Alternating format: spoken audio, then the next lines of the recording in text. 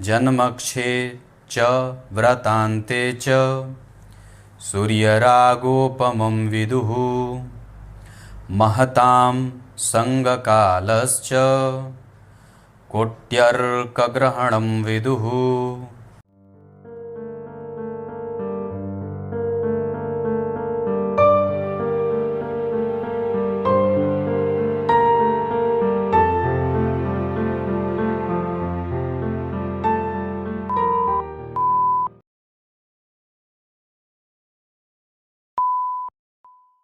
प्रिय दर्शकों नमस्कार, एक बार फिर से उपस्थित हूँ आप सबके सामने। नक्षत्रों की कड़ी को आगे बढ़ाएंगे और आज बात करेंगे उत्तरा फाल्गुनी नक्षत्र, जिसके स्वामी देवता सूर्य हैं। और वस्तुतः ये नक्षत्र सूर्य का ही नक्षत्र है। शुरू करते हैं आज का कार्यक्रम। कहीं नहीं जाना है, बिल्कुल बन के रहिएगा। कार्यक्रम के आरंभ में ही आप लोगों को कहूँ, जब मैं कहता हूँ जय श्री कृष्ण लिखा करिए, आप लोगों को विश्वास नहीं होगा। जो हम लोगों का प्रत्येक सप्ताह का आता है कि आपने इस सप्ताह आपके वीडियो इतने शेयर हुए हैं, तो शेयर भी बढ़ा है और कमेंट भी बढ़े हैं। तो आप लोगों को ये बात कहूँगा कि कमेंट भी किया करिए और कार्यक्रम शेयर भी किया करिए। आइए विषय पे लेके आता हूँ। कार्यक्रम के आरंभ में मैंने जो श्लोक पढ़ा है वो शिव पुराण का है और इसमें भगवान वेदव्यास लिखते हैं कि जिस व्यक्ति का जन्मवार जन्म तिथि से मनाते हो तो ज़्यादा बढ़िया है। तो अगर जन्म तिथि के दिन, जो जन्म की तिथि है, उस दिन अगर आप कोई दान पुण्य पूजा पाठ मंत्र जप वगैरह करते हैं तो उसका भी पुण्य फल सूर्य ग्रहण के समान ही होता है ना। जब राहु और सूर्य का संघात होता है, जब ये दोनों एक दूसरे के निकट होते हैं तो सूर्य ग्रहण से युक्त हो जाते हैं और वो जो समय का वो जो काल होता है वो रोग देने वाला होता है, रोग देता है। इसी वजह से उस रोग के नाश के लिए मंत्र जपे जाते हैं और उस सूर्य ग्रहण के काल में मंत्रों के जपने का अतिरिक्त परिणाम मिलता है 100 गुना। लेकिन अगर आप अपने जन्म तिथि के दिन भी अगर आप कोई मंत्र जपते हैं तो उसका भी पुण्य फल उतना ही मिलता है। इसी वजह से अपने जन्म तिथि के दिन धातु दान करना चाहिए, पुष्प दान करना चाहिए, ब्राह्मण को बुला करके उनकी पूजा करनी चाहिए। शास्त्र में तो यहां भी बात आई है कि जो ब्राह्मण संध्योपासन करता हो और कम से कम गायत्री पुरस्चरण के 24 लाख जिसने गायत्री मंत्र जप लिए हैं, उस ब्राह्मण की पूजा भी देवता की पूजा से कम नहीं है। ये शिव पुराण की बात है, आप जाकर के पढ़ सकते हैं। आइए विषय पे लेके आता हूं। सबसे पहले बात करेंगे उत्तरा फाल्गुनी नक्षत्र में जो लोग जन्मे होते हैं वो उनका हृदय बड़ा सपाट होता है। मतलब उनके मन में किसी भी प्रकार का कोई बैर भाव किसी के लिए नहीं होता। न तो वो किसी के काम में हस्तक्षेप करते हैं और न तो उनको ये बात पसंद है कि उनके किसी सिद्धांत के पीछे किसी का कोई हाथ हो, या वो नहीं चाहते हैं कि उनके किसी भी काम में किसी का हस्तक्षेप हो। ये सूर्य का नक्षत्र है, इस वजह से उत्तरा फाल्गुनी नक्षत्र वाले जातक प्रशासनिक सेवाओं में और राजा से संबंध जोड़ करके धन कमाने वाले होते हैं। मतलब अच्छे पदस्थ अधिकारी होते हैं। उत्तरा फाल्गुनी नक्षत्र के जातकों के जो नेत्र होते हैं वो छोटे छोटे होते हैं, पर इस नेत्र में दूरदृष्टता बड़ी होती है। ये दूर तक देखने की शक्ति इनमें होती है। क्या कहा शास्त्र में बात आई कि जो हमारी इंद्रियां हैं, है ना, जो हमारी ज्ञान इंद्रियां हैं, इनकी गति सिर्फ वर्तमान तक है, पर जो मन है उसकी गति भूत भविष्य और वर्तमान तीनों तक है। तो उसी तरीके से हमारे जो भौतिकीय नेत्र होते हैं, जो हमारे नेत्र हैं, जो शरीर में हमारा नेत्र उपस्थित है, वो सिर्फ वर्तमान देखता है, वो भविष्य नहीं देख सकता। भविष्य देखने की शक्ति हमारे मंत्रों के जपने से विकसित होती है। परंतु जिस जातक का जन्म उत्तरा फाल्गुनी नक्षत्र में होता है और अगर उसकी कुंडली में सूर्य अच्छी अवस्था में बैठे हैं, उच्च के हैं, दिग्बली हैं, दशम स्थान में हैं, लग्न में हैं, भाग्य में हैं, स्वग्रही हैं, गुरु से दृष्ट हैं, तो उस व्यक्ति में लोगों को समझने की शक्ति बड़ी अद्भुत होती है। वो लोगों से मित्रता करना चाहता है, वो शत्रुता नहीं करना चाहता। रिस्पॉन्सिबल होता है, सामाजिक होता है, क्षेत्र का अधिपति होता है, मर्मज्ञ होता है, कला की समझ रखने वाला होता है, जानकार होता है, इतना ही नहीं, वो निष्णात होता है, कवि होता है, लेखक होता है, पत्रकार होता है, वकालत करने वाला भी कई बार हो जाता है। अपनी वाणी के प्रभाव से वो लोगों को पट्ट कर देने वाला होता है ना, जीतने देने वाला नहीं होता। और बिल्कुल ही पूरे निर्भयता के साथ किसी भी व्यक्ति की कमजोरी को कह देने वाला होता है ना। धर्म है, अर्थ भी है, काम भी है और मोक्ष की गति भी है, यहां चारों मिल जाता है। ये नक्षत्र जो जन्मे हैं जो इस नक्षत्र में, उनको प्रायः स्वास्थ्य में ताप संताप की बीमारी होती है, मतलब बुखार लगता है, टेम्परेचर बढ़ता है, पीड़ा होती है शरीर में, बदन दर्द होता है, आधा सर दुखता है, देर तक सोने की कई बार आदत हो जाती है।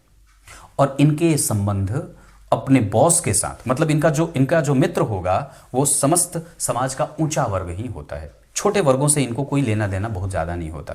ये दया के पात्र सभी को मानते हैं, सबको समझते हैं कि ये सब मेरे ही छत्र छाया में पलने वाले हैं, लेकिन अपने से आगे ये किसी को बढ़ते देखना नहीं चाहते।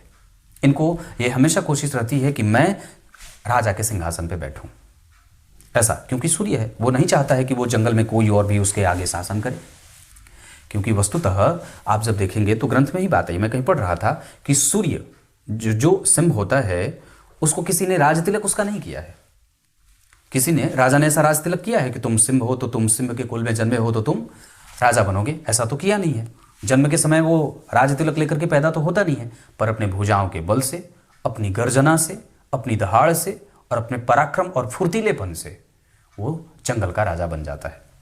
ठीक उसी तरीके से जो जातक उत्तरा फाल्गुनी नक्षत्र में जन्मे होते हैं, उनको कुछ मिले या कुछ ना मिले, वो अपने पराक्रम और भुजाओं के बल से अपना प्रभाव चहुओर विकसित कर ही लेते हैं।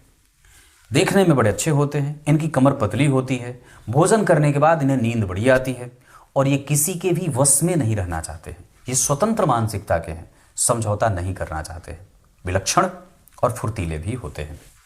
ये तो इनका स्वभाव रहा। गुण दोष के बारे में मैं स्वास्थ्य के बारे में चर्चा कर रहा था। इनको ताप संताप की बीमारी होती है।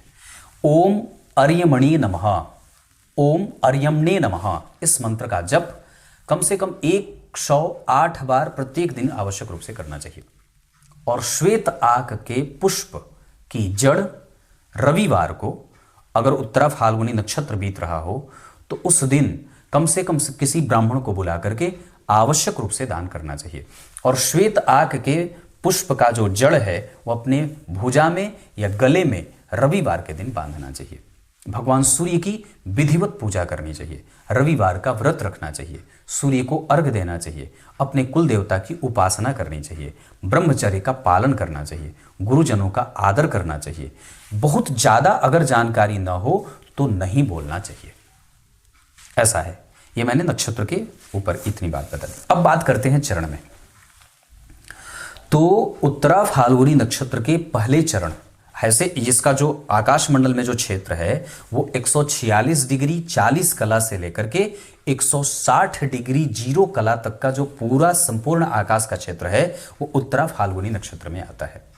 और इसके पहले चरण में जो स्वामी देवता हैं, अगर उत्तरा फाल्गुनी नक्षत्र के पहले चरण में किसी जातक का जन्म हुआ है तो उसके ऊपर सूर्य का प्रभाव ज्यादा रहता है। कहने का अर्थ है वो जातक सूर्य के प्रभाव से युक्त होता है और यहां उसको सूर्य की दशा का अतिरिक्त फल भी मिल जाता है, मतलब लाभ हो जाता है, नौकरी में, पद में, प्रतिष्ठा में, सामाजिक स्थितियों में लाभ मिल जाता है।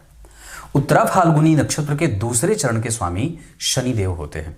यहां भी उस जातक को कम से कम प्रशासनिक सेवाओं में, नौकरी में पद प्रतिष्ठा मिलते, राजनीति करते हुए देखा जाता है।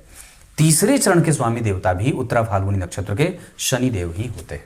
यहां भी उसको बहुत ही श्रेष्ठ और गतिमान होते देखा जाता है और जीवन में वो प्रगति करने वाला होता है। चौथे चरण के जो स्वामी देवता होते हैं वो देवगुरु बृहस्पति होते हैं। इस वजह से यहां व्यक्ति धार्मिक और पुरोधा होता है। मतलब उत्तरा फाल्गुनी नक्षत्र के पहले चरण के स्वामी देवता सूर्य, दूसरे चरण के शनि, तीसरे चरण के भी शनि और चौथे चरण के देवगुरु बृहस्पति होते हैं। तो ये चरणबद्ध तरीके से मैंने आपको चरण के बारे में जानकारी दे दी। अब बात करते हैं कि उत्तरा फाल्गुनी नक्षत्र में अगर चंद्रमा बैठे हैं और उस पे विभिन्न ग्रहों की दृष्टि होगी तो कैसा होगा। तो अगर उत्तरा फाल्गुनी नक्षत्र के चंद्रमा हैं और उस पे अगर सूर्य की दृष्टि है तो व्यक्ति राजा की तरह शासन करने वाला होता है, प्रशासनिक सेवाओं में नौकरी करने वाला होता है, पदस्थ अधिकारी होता है, कलाओं को समझने वाला और धनदायक होता है, वो दाता होता है। वहीं उत्तरा फाल्गुनी नक्षत्र के दूसरे चरण में या फिर उत्तरा फाल्गुनी नक्षत्र में अगर चंद्रमा बैठे हैं और उस पे अगर मंगल की दृष्टि पड़ जाए तो व्यक्ति यहां पे बहुत ही ज्यादा साहस, बल, पराक्रम, धैर्य और गतिमान होता है। यहां भी उसको उतना ही पराक्रमी माना जाता है। तीसरे यही उसी चंद्रमा के ऊपर अगर वो उत्तरा फाल्गुनी नक्षत्र में बैठे हैं और बुध की दृष्टि पड़ जाती है तो व्यक्ति भगवत भक्त होता है, पूजनीय होता है समाज में भी और लोगों की भी पूजा करता है। वो अपने गुरुजनों की उपासना करता है और भगवान में भक्ति रखने वाला, प्रीति रखने वाला होता है। अगर गुरु की दृष्टि है तो वो प्रशासनिक सेवाओं में प्रोफेसर बन जाए, लेक्चरर बन जाए, शिक्षक बन जाए, वकील बन जाए, ऐसा बनने वाला और होने वाला होता है। शुक्र की दृष्टि से अगर शुक्र की दृष्टि अगर पड़ जाती है और चंद्रमा आपके उत्तरा फाल्गुनी नक्षत्र में बैठे हैं तो व्यक्ति सांसारिक सुखों का भोक्ता होता है। इतना ही नहीं, वो अनुभवी भी हो जाता है। शनि की दृष्टि दीर्घायुष्य के साथ रोग देने वाली होती है। यहां पे उसको कष्ट होता है, द्वंद्व में फंसता है, उलझन रहती है, स्वास्थ्य में समस्या होती है। यही जो मैंने पेट के बारे में बताई, बुखार के बारे में बताया, माथे के दर्द के बारे में बताया, ये सब होता है। तो ये नक्षत्र के ऊपर ग्रहों की दृष्टि का प्रतिफल था। इसमें एक चीज जो बहुत ही समझने वाली है कि ये किसी के काम में जबरदस्ती घुसते नहीं हैं और ये किसी के काम में अपने आप को घुसाते भी और ना तो ये चाहते हैं कि कोई घुसे। अगर इनको क्रोध आ जाए तो फिर इनको संभालना बड़ा मुश्किल होता है और जिससे इनकी एक बार नियत हट जाती है या जिससे इनको एक बार घृणा हो जाए वो दोबारा उसकी तरफ मुंह उठा करके नहीं देखते। मतलब समझ गए होंगे। इतना ही नहीं, उत्तरा फाल्गुनी नक्षत्र में जन्मे जातक प्रतापी होते हैं। उनको किसी के धन से कोई लालच नहीं होता, वो किसी का लेना नहीं चाहते। वो दूसरे के धन को ढेले से भी बदतर समझते हैं, वो नहीं चाहते। वो उनको ऐसा लगेगा, अगर उत्तरा फाल्गुनी नक्षत्र का कोई व्यक्ति जन्मा है, आप उसको देख करके देखिए, उसको लगेगा जैसे कोई चीज चिपक गई हो। वो नहीं चाहता है कि उसको किसी का कुछ मिले, वो अपने बल से कमाना चाहता है, उसको खैरात का कुछ भी नहीं चाहिए। ये नक्षत्र ही ऐसा है। समझ गए होंगे आप लोगों को इस नक्षत्र का प्रभाव कैसा है। कुछ इसी तरीके से आज के इस कार्यक्रम का समापन करते हैं। तब तक के लिए इजाजत दीजिए। नक्षत्रों की कड़ी को अगर पूरा देखना चाहते हैं और आपके जन्म के नक्षत्र के प्रभाव को समझना चाहते हैं तो हमारा जो चैनल है वहाँ प्लेलिस्ट बना है नक्षत्र फल। वहाँ आपको आपके जन्म के नक्षत्र के हिसाब से जो भी आपका नक्षत्र है आप पता करिए और उसके प्रभावों को समझ लीजिए। तब तक के लिए बहुत बहुत नमस्कार।